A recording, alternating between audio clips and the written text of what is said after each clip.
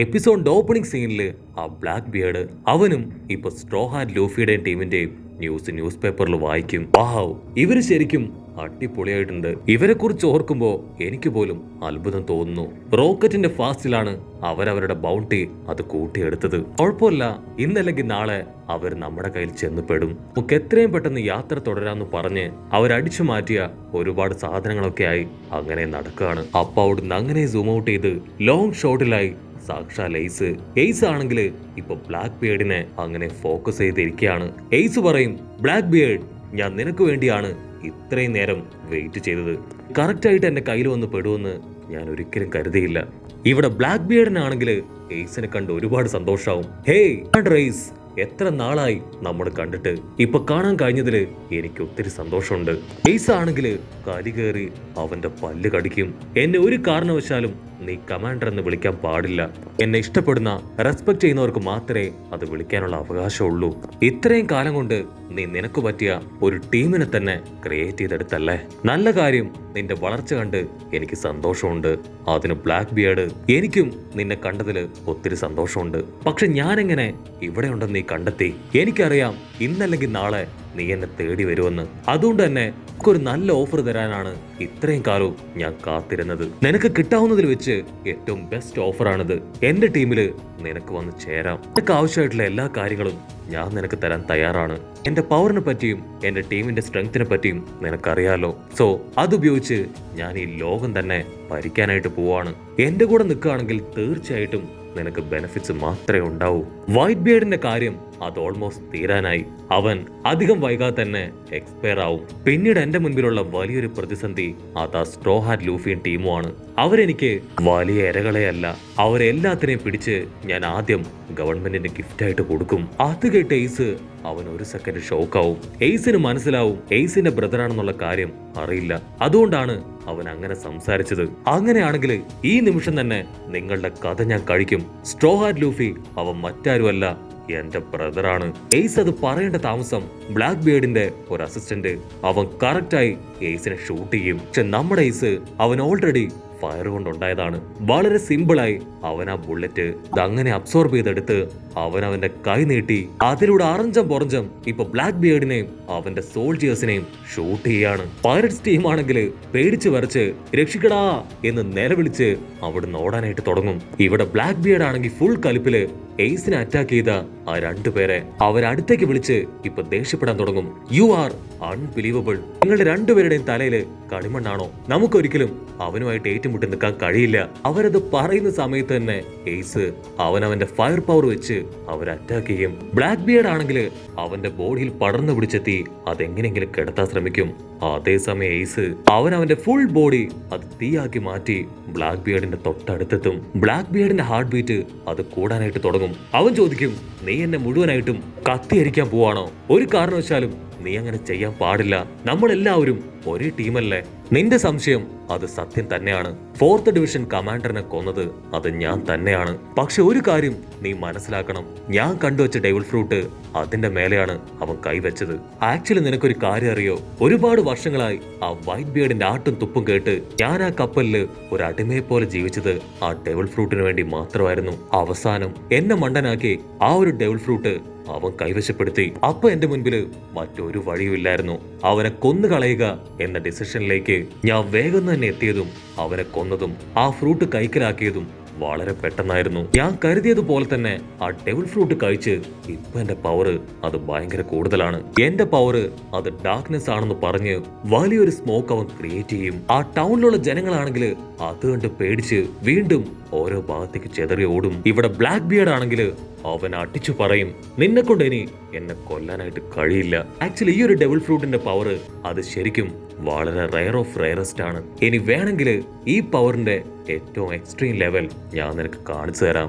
Ace ആണെങ്കിൽ അത് കേട്ടൊരു കൂസൽ പോലും ഇല്ലാതെ അങ്ങനെ നിൽക്കും. എയ്സ് പറയും, ഞാൻ എന്തിനും തയ്യാറാണ്, ധൈര്യം ഉണ്ടെങ്കിൽ എന്നോട് ഏറ്റുമുട്ട്. അത് കേൾക്കേണ്ട താമസം ഇപ്പൊ ബ്ലാക്ക് ബിയർഡിന്റെ ശിങ്കടികള് അവരാണെങ്കിൽ ഓരോ ഭാഗത്തേക്ക് ഓടും. കാരണം രണ്ട് വമ്പം പവറുകളാണ് ഇപ്പൊ പരസ്പരം ഏറ്റുമുട്ടാൻ പോകുന്നത്. സോ അതിന്റെ ഇടയിൽ പെട്ടുപോയ അവരുടെ ഗതി അത് അതോ ഗതിയാണ്. അടുത്ത സെക്കൻഡ് ആ ബ്ലാക്ക് ബിയർഡ് അവന്റെ കൈ ചുരുട്ടി മുകളിലേക്ക് പോയ ഡാർക്ക്നെസ് അത് ആ സിറ്റി മുഴുവൻ അങ്ങനെ സ്പ്രെഡ് ചെയ്യിപ്പിക്കുകയാണ്. പാവപ്പെട്ട ജനങ്ങളാണെങ്കിൽ ആ ഡാർക്ക്നെസ് കണ്ട് പേടിക്കും. അവർക്കത് കാണുമ്പോൾ തന്നെ മനസ്സിലാവും അതിൽ പെട്ടുപോയ ആ ഡാർക്ക്നെസ് അവർ അബ്സോർബ് ചെയ്തെടുക്കും. അവരുടനെ ഇപ്പൊ ബീച്ച് ലക്ഷ്യമാക്കി ഉഷാറായിട്ട് ഓടും. അവിടെയുള്ള ഏതെങ്കിലും കപ്പലിൽ കയറി രക്ഷപ്പെടാന്ന് പറഞ്ഞായിരിക്കും അവരോടുക. ഇവിടെ ബ്ലാക്ക് ബിയർഡ് ആണെങ്കിൽ ഏസിന് ക്ലാസ് കൊടുത്തുകൊണ്ടേയിരിക്കുകയാണ്. നിനക്ക് ആക്ച്വലി ഒരു കാര്യം അറിയോ? ഈ ഡാർക്ക് പവർ അതിനെക്കുറിച്ച് ഒരുപാട് പഠിക്കാനുണ്ട്. നിനക്ക് ഇതിനെക്കുറിച്ച് എന്തെങ്കിലും അറിയോ? ഇത് ആക്ച്വലി ഒരു ഇൻഫിനിറ്റി പവർ ആണ്. ഒരു ലൈറ്റിന് പോലും ഈ ഒരു പവറിൽ നിന്ന് രക്ഷപ്പെടാൻ കഴിയില്ല. ആ വില്ലൻ ആണെങ്കിൽ ഇപ്പൊ ഡാർക്ക് ഹോൾ എന്ന് വലിയ ശബ്ദത്തിൽ പറയും. ഉടനെ അവന്റെ ഡാർക്ക് പവർ അതെവിടേക്കൊക്കെ സ്പ്രെഡായോ അവിടെ ഉണ്ടായിരുന്ന വീട്, വാഹനങ്ങള്, ജനങ്ങള് അങ്ങനെ എല്ലാം തന്നെ അതിൽ പെട്ട് അങ്ങനെ തകർന്ന് തരിപ്പണമായി അബ്സോർബായി വരികയാണ്. ജനങ്ങളാണെങ്കിൽ ദൂരത്തായിട്ട് അവന്റെ പവർ കണ്ട് അങ്ങനെ പേടിച്ചു നിൽക്കും. അവന്റെ ആ ഒരു പവറിൽ എന്തൊക്കെ ഒബ്ജക്റ്റ് പെട്ടുപോയാലും അത് മുഴുവൻ അവൻ അങ്ങനെ മൊത്തത്തിൽ ചുരുട്ടിക്കൂട്ടി ഇല്ലാതാക്കി മാറ്റും. അവന്റെ ഡാർക്ക് പവർ ഇപ്പൊ പതിയെ പതിയെ അങ്ങനെ നീങ്ങി മാറാൻ തുടങ്ങും. അപ്പൊ അവര് കാണും ഒരുപാട് ബിൽഡിങ്ങുകളും വാഹനങ്ങളും ഒക്കെ ഉണ്ടായിരുന്ന സ്ഥലം അതിപ്പോ പ്ലെയിനായിട്ട് കിടക്കുകയാണ്. ജനങ്ങളെല്ലാവരും വണ്ടടിച്ച് അവര് പരസ്പരം ചോദിക്കും, നമ്മുടെ വില്ലേജിന്റെ ഒരു പൊടി പോലും കാണാനില്ല. നമ്മളിപ്പോ കാണുന്നത് യഥാർത്ഥത്തില് സ്വപ്നമാണോ യാഥാർത്ഥ്യമാണോ ഒന്നും പിടികിട്ടുന്നില്ല എന്ന് പറഞ്ഞ് അവരങ്ങനെ ഷോക്കായിട്ട് നിൽക്കുകയാണ്. അപ്പ ആ വില്ലൻ അവൻ എയ്സിനോട് പറയും, ഞാൻ തകർത്തില്ലാതാക്കിയ ആ വില്ലേജ് അതിനെന്ത് സംഭവിച്ചു എന്ന് നിനക്ക് കാണണ്ടേ? അടുത്ത സെക്കൻഡ് അവൻ അബ്സോർബ് ചെയ്ത വീടും വണ്ടികളും എല്ലാം തന്നെ അങ്ങനെ പുറത്തേക്ക് തുപ്പാൻ തുടങ്ങും. ചുറ്റുമുള്ള ജനങ്ങൾക്കാണെങ്കിൽ അത് കണ്ടു നിൽക്കാനാവില്ല. അവരുടെ നല്ല വീടും വണ്ടിയും അങ്ങനെ എല്ലാം തന്നെ ഒറ്റ സെക്കൻഡ് കൊണ്ടാണ് ആ വില്ലൻ ഇല്ലാതാക്കിയത്. ഇവിടെ ബ്ലാക്ക് ബിയർഡ് ആണെങ്കിൽ അങ്ങനെ പൊട്ടിച്ചിരിക്കുകയാണ്. അടുത്ത സെക്കൻഡ് എയ്സ് അവൻ പച്ച കളറിലുള്ള എന്തോ ഒരു പവർ ഇപ്പൊ ബ്ലാക്ക് ബിയർഡിന് ചുറ്റും അങ്ങനെ അയക്കും. അവൻ എന്തെങ്കിലും ചെയ്യും മുമ്പേ ആ ഗോളം അത് മുഴുവൻ തീയായി പടർന്ന് ബ്ലാക്ക് ബിയർഡ് അതിൽ കത്തി അമരാൻ തുടങ്ങും. നോ എന്ന് നിലവിളിച്ച് അവൻ കുറച്ചു ദൂരം ഓടും. പക്ഷെ അടുത്ത സെക്കൻഡ് അവന്റെ ഡാർക്ക് പവർ അതങ്ങനെ വന്ന് ആ തീ അണയ്ക്കും. വില്ലനാണെങ്കിൽ ഇപ്പൊ എയ്സിന് നേരെ തലയുയർത്തും. നിനക്കെന്നെ ഒരു ചുക്കും ചെയ്യാൻ കഴിയില്ല. എന്റെ ഈ ഡാർക്ക് പവർ അത് നിന്റെ പവറിലും എത്രയോ മുകളിലാണ്. മാത്രമല്ല എന്റെ ഈ പവറിന് ഡെവിൾ ഫ്രൂട്ടിന്റെ ഏത് പവറിനെ പോലും അബ്സോർബ് ചെയ്യാൻ കഴിവുണ്ട്. അതും നിനക്ക് ഞാൻ കാണിച്ചു തരാന്ന് പറഞ്ഞ് അവൻ ആ ഡാർക്ക് പവർ ഉപയോഗിച്ച് എയ്സിനെ അവന്റെ അടുത്തേക്ക് അങ്ങനെ പിടിച്ചു വലിക്കുകയാണ്. എയ്സ് ഇത്രയും നാളും കരുതിയത് ഫയർ പവർ ആയതുകൊണ്ട് തന്നെ അവനെ തൊടാൻ ആർക്കും കഴിയില്ല എന്നാണ്. പക്ഷെ ഇങ്ങനെ ഒരു വമ്പൻ ട്വിസ്റ്റ് അതവൻ ഒരിക്കലും പ്രതീക്ഷിച്ചിരുന്നില്ല. ആക്ച്വലി ആ ഒരു ഡാർക്ക് പവർ അത് എയ്സിനെ കീഴ്പ്പെടുത്തി കഴിഞ്ഞാൽ അവനെ കൊണ്ട് അവന്റെ ഫയർ പവർ ഉപയോഗിക്കാൻ കഴിയില്ല. ബ്ലാക്ക് ബിയർഡ് വീണ്ടും എയ്സിനെ പിടിച്ചെടുത്ത് ഒരൊറ്റ ഇടി. ആ ഒരു ഇടിയില് എയ്സ് തെറിച്ചു പോയി ഇടിച്ച് താഴെ വീഴും. എയ്സ് ഓൾറെഡി അങ്ങനെ ഒരു ഇടി അത് എക്സ്പെക്ട് ചെയ്തിരുന്നു. അതുകൊണ്ട് തന്നെ അവൻ പ്രിപ്പയർഡ് ആയിട്ട് തന്നെയാണ് അവന്റെ അടുത്ത് നിന്നത്.